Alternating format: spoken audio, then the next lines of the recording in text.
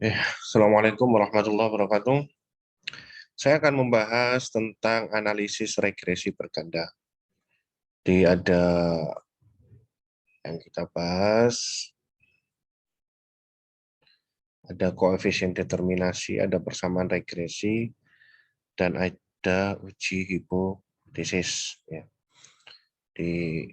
Ini akan kita lakukan, akan kita analisis setelah uji asumsi klasik tidak ada masalah. Jadi datanya secara keseluruhan lolos uji asumsi klasik. Ya. Jadi kalau uji asumsi klasik itu sudah nggak ada masalah, baru kita bisa menganalisis regresi bergandanya. Jadi kita nanti bisa menganalisis koefisien determinasi, kita bisa menganalisis persamaan regresinya, dan kita juga bisa membuat uji hipotesis. Di caranya seperti apa? Oke ya. Yang pertama ini ada data input yang kita gunakan, X-nya itu ada dua, X1 dan X2, dan ada Y1Y. Nama yang kita lakukan adalah analyze, ya. Terus regresi linear, masukkan Y di dependent, masukkan X1-nya, X2-nya di independent. Sama nanti kita klik statistik ini ya untuk uji asumsi klasik kalau kita mau klik ya. Kalau kita mau menganalisisnya aja nggak usah ya. Atau kan kita anggap ini kan semua kan data saya udah lolos uji asumsi klasik. Jadi kalau itu sudah ya kita nggak usah klik ini lagi ya. Kita bisa langsung klik OK gitu aja. Oke. Setelah itu kita bisa lihat data outputnya. Data output, oke ya. Ini data outputnya.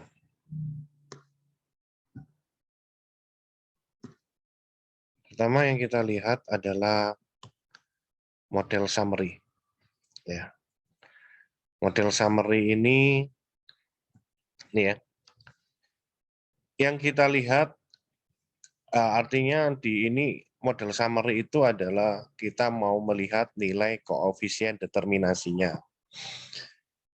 Ada R, ada R square, ada adjusted R square, ada standar error. Ya. Biasanya sih kalau adjusted R square-nya itu besar, biasanya standar error-nya kecil. Biasanya seperti itu ya. Terus yang kita gunakan mana untuk koefisien determinasi? R square-nya atau adjusted R square? Jadi kalau persamaan kita regresi berganda, X-nya lebih dari 1, maka yang kita gunakan adalah adjusted R square. Di sini berapa? 0,492. Ini kan dalam bentuk desimal. Berarti artinya kalau kita persentasekan berarti 49,2%. Artinya apa? Artinya dalam penelitian ini X1 dan X2 mampu mempengaruhi Y-nya sebesar 49,2%. Ya. Jadi ini 49,2%. X1 dan X2 itu mampu mempengaruhinya itu sebesar itu. Sisanya berapa? Ya, 100% dikurangi 49,2%. Berarti sekitar 50,8%. Sisanya dipengaruhi oleh faktor lain di luar X1 dan X2 yang kita gunakan sebagai variabel penelitian kita. Banyak sekali berarti faktor luar yang bisa mempengaruhi variabel Y penelitian kita. Oke, itu adalah koefisien determinasi. Yang kedua, kita melihat ANOVA. ANOVA ini kalau kita mau melihat ada dua ya, ada di bukunya Ghazali itu kita membacanya itu ada dua. Jadi dia bilang nilai ANOVA itu untuk mengukur nilai secara simultan. Atau mungkin kalau bukan ada, dia juga berpendapat bahwasanya ini digunakan untuk bahwa model regresi berganda yang akan kita buat ini mampu ya, bisa digunakan untuk bisa digunakan gitu ya. Jadi itu. Jadi kalian bisa menggunakan, kita bisa menggunakan ini sebagai uji simultan. Ada literaturnya juga bisa, ya nggak apa-apa. Atau kita bawa nilai SIG ini, nilai ANOVA ini kita gunakan sebagai bahwa alat apa nanti regresi berganda. Jadi regresi berganda yang kita buat ini bisa dijadikan prediksi dari variabel Y-nya kita, ya, mampu memprediksi. Bahasanya seperti itu. Jadi terserah kita maunya yang mana. Kalau kita maunya seperti apakah X1 dan X2 berpengaruh simultan, maka yang kita bisa lihat adalah di nilai SIG-nya. Kalau SIG-nya ini di bawah 0,05, ini kan 0,000, maka jawabannya adalah X1 dan X2 berpengaruh signifikan terhadap Y. Artinya apa? Artinya hipotesis untuk yang berpengaruh simultan itu diterima. Ya, karena nilai SIG-nya itu kurang dari 0,05. Di sini SIG-nya 0,00.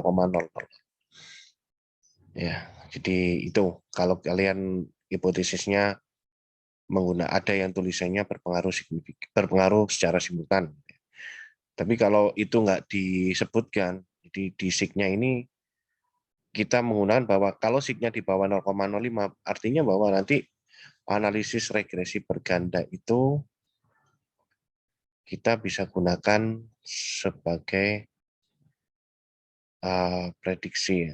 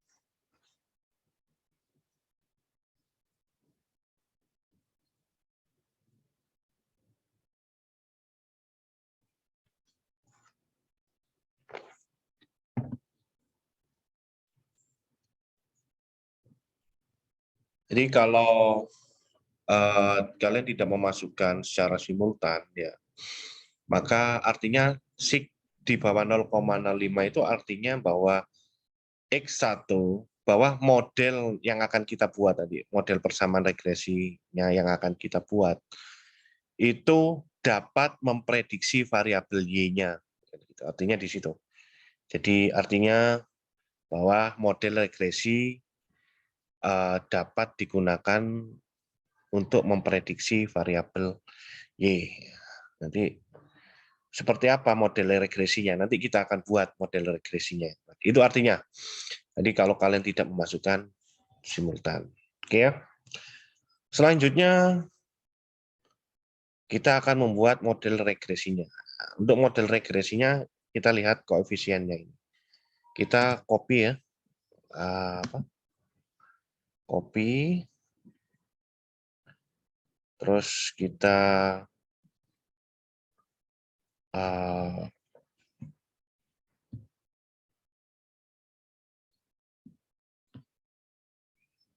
masukkan ke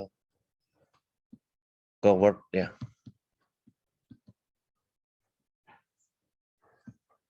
Oke, kita stop share dulu.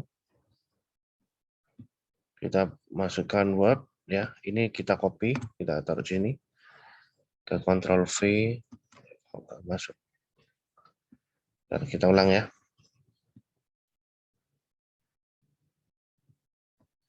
Ini yang koefisien kita copy. Terus kita masukkan yang dokumen ya. Kita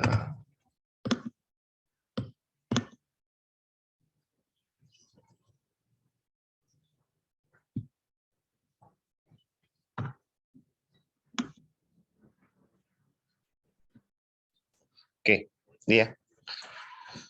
Jadi kita akan membuat model regresi atau persamaan regresi Y sama dengan, jadi kalau kita satuannya X1, X2, X3, dan Y ini sama, maka yang akan kita gunakan adalah unstandard koefisien B. Ya. Karena ini semuanya kuisoner, X1, X2 kuisoner, Y-nya juga kuisoner, maka untuk menentukan model regresinya, persamaan regresinya, kita menggunakan variabel ini, unstandard koefisien B. Yang pertama kita lihat Y sama dengan konstantanya. Ini konstantanya 1,617.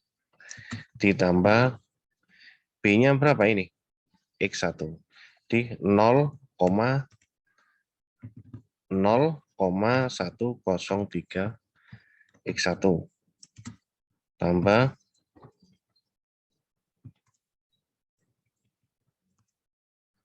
ini X2-nya 0,591 X2. Jadi ini persamaan regresinya. Artinya apa? Artinya ya ini persamaannya. Jadi kalau kita lihat dari nilai sig yang pada ANOVA tadi, model regresi ini dapat digunakan untuk memprediksi variabel Y. Artinya apa? Artinya ini bisa digunakan. Jadi misalkan Y-nya itu income gitu ya atau pendapatan, maka X1 dan X2 ini bisa kita gunakan acuan untuk meningkatkan income. Apa yang kita harus lakukan gitu ya. Oke, itu. Terus arti dari persamaan regresi ini apa? Artinya ya pertama hubungan antara Y dengan X1. Artinya jika X1 naik satu satuan, maka Y akan naik sebesar 0,103. Ya, itu artinya hubungan antara X1 dengan Y. Karena ini nilainya positif, maka ketika X1 naik, maka Y juga akan naik. Ini juga sama, ini kan hubungannya positif. Artinya apa? Jika X1 naik X2 naik satu satuan, maka Y akan naik sebesar berapa? Sebesar positif 0,591. Jadi itu artinya ya. Jadi itu adalah hubungan antara X dengan variabel Y. Kalau kita ditanya besar mana hubungan antara X1 dan X2, maka kita akan menjawab besar pengaruhnya X2 karena X2 pengaruhnya koefisiennya itu nilainya 0,591. Sedangkan X1 koefisiennya 0,103. Jadi kalau kita ditanya pengaruhnya besar mana? Besar X2. Oke ya, itu model persamaan regresi. Nah, sekarang untuk uji hipotesis. Uji hipotesis, misalkan hipotesis kalian yang ke-1, ada pengaruh signifikan X1 terhadap variabel Y. Maka yang kita lihat ini, nilai sig dari X1. Di sini nilai signya 0,045. Acuannya adalah harus di bawah, dikatakan signifikan kalau nilainya harus di bawah 0,05. Ini kan 0,045, 0,045 di bawah 0,05. Artinya hipotesis pertama diterima. Hipotesis pertama diterima artinya apa? Bahwasanya X1 berpengaruh signifikan terhadap variabel Y. Sedangkan untuk X2, nilai signifikasinya sebesar 0,000. Ini kan di bawah 0,05. Artinya apa? Bahwa hipotesis diterima. Artinya X2 berpengaruh signifikan terhadap variabel Y. Jadi itu yang perlu kita baca dari hasil output